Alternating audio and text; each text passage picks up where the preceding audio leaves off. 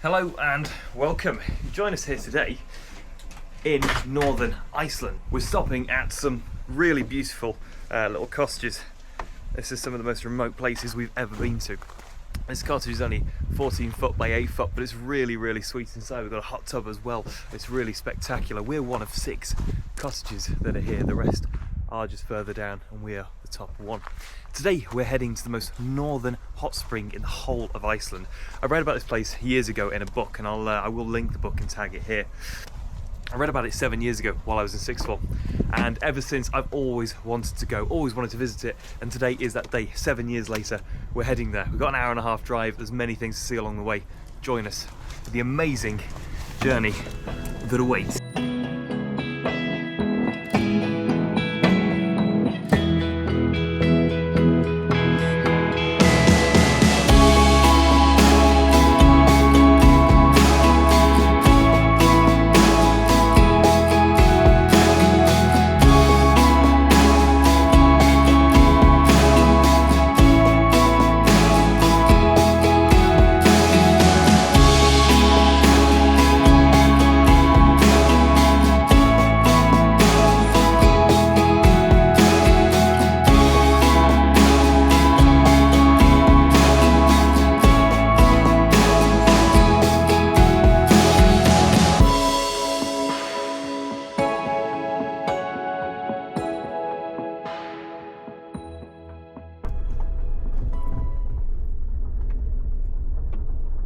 One of the things you don't see a lot of the time here is actually rockfall on the roads. This is one of the first roads I've seen that on, to be honest. One of the public, like, not F roads anyway. There's big boulders just all over this road as we drive along. It's really handy. We've got the ground clearance. Jim isn't a great car. He has got ground clearance. That's really useful. But the rocks are still falling, and you can quite easily see how the road could be just taken out, to be quite honest.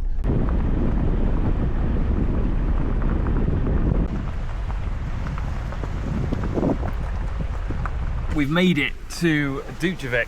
This is the only settlement along the way when you're heading to Krossenlaug, and it is, well, quite an extraordinary place. There's not a lot here. There's a handful of houses, there's a hotel, and there's the old herring factory, which is just behind me. This closed down many years ago. The standing population today, 2 people. That's it, 2 people in the whole of Djúpivík. We're gonna have a wander around, see what we can find. Back in the 40s, this place had a population of about 260 people. It all revolved around this herring factory. As I said, it's been shut for many years now. It's used for a few exhibitions now and then, but not a lot really. All that's left is just the remains of it, and well, because there's no one here, you can pretty much just wander around and check it out. You can see how happy I am. I can't wipe the smile off my face as to how remote and how stunningly beautiful this place is. This time of year there's not much going on in Djúpivík. Hotel is closed, and yeah, that's pretty much all that's here.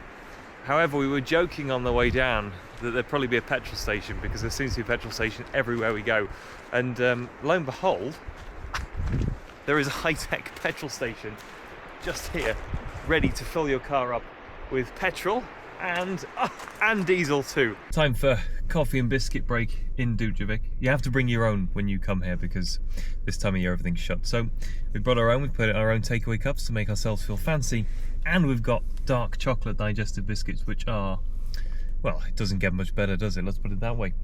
We're going to head up the coast now and finish this journey up to Krossenlaug. It's been epic so far, and we think it's probably just going to get epicer, if that was a word.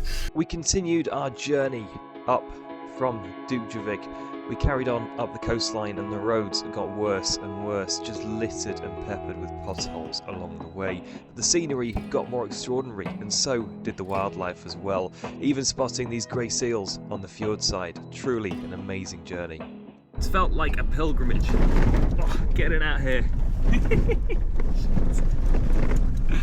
These roads are so poor, but we are nearly there. We're literally like a minute away. I'm so excited to see this and get into some more water as well, and soak our weary bones from being rattled around inside Jim.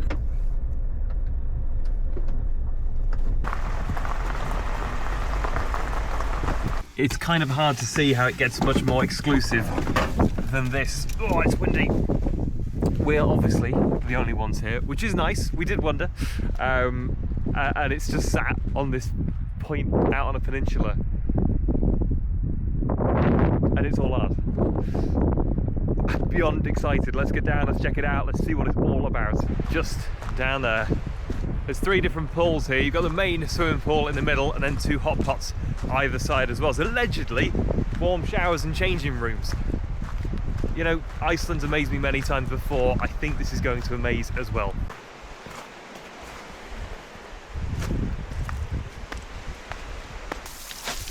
Overflow. Looks like he has a set of steps over here and we should be in. That's your summer house as well, believe it or not.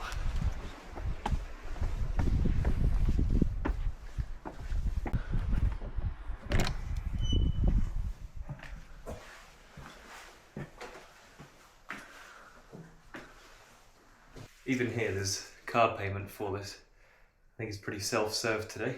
It's 2,000 coronas to be here, which is about 12 quid. Is it worth £12, do you think? More.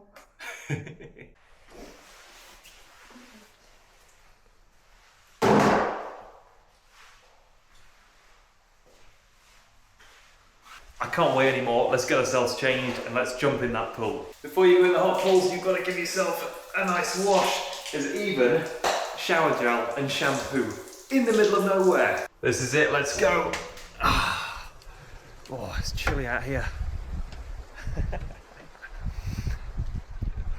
Big swimming pool, 2 hot pots. I don't know how warm that swimming pool's gonna be. It looks like it might even be seawater. Let's give it a quick go. Oh, it's warm. The swimming pool is actually warm. Oh. Oh. We've got no idea how the temperature here is actually maintained, as has just happened to you. One of those pots was unbelievably hot. I suspect most of this place is just kind of natural infeed, so there's probably a big fluctuation in the temperature. This pool is just, there isn't words to describe it. It's just us, the mountains, and the ocean. This pool is on a really simple setup. All it is, it's got a hot outflow there, which is way too hot to touch, and then it's just a concrete basin. How simple. I'd love to know what the visitor numbers are here each year. It can't be dramatically high. I imagine more people visit in the summer than right now. We're in November. In fact, actually this place should be inaccessible, but it's been a pretty warm November. I'm going to dare to go for it. I'm going to try one of these hot pots out, which seems to be way too hot for anyone who's human to be in and isn't made of asbestos. Let's check this one out. Let's see if it is doable. Oh, this one's cold. Okay, so this is the other one. This one's cold. Yeah, I could sit in there all day long. That's fine. Let's try out the one that appeared to be a little bit too warm. Let's give that a go. That's a nice temperature though. You could chill in that all day long. I'm going to call this pool the Scorcher or something like that. Let's check it out. Let's see. Oh no, this one's fine too. This is all right. Oh, it is actually it is a bit hotter than the main pools. But yeah, it's not too bad. I dare say the temperature in this one is probably edging on the side of mid-40s, I think. You're not going to be in this very long, but it is a very chilled, relaxed place to be. You've even got a windshield as well to protect from the Icelandic winds. Does it get any better in life than this? As much as I'm sure you'd love it if I spent hours showing you around this place, I feel like it's the sort of place you need to just enjoy. So that's what I'm going to do. And if you want to see it yourself, come here. Krossenlaug. I can't recommend the journey, the scenery, and the actual hot pool itself. It is just beyond extraordinary. Come here, please see it. And for me, I am done.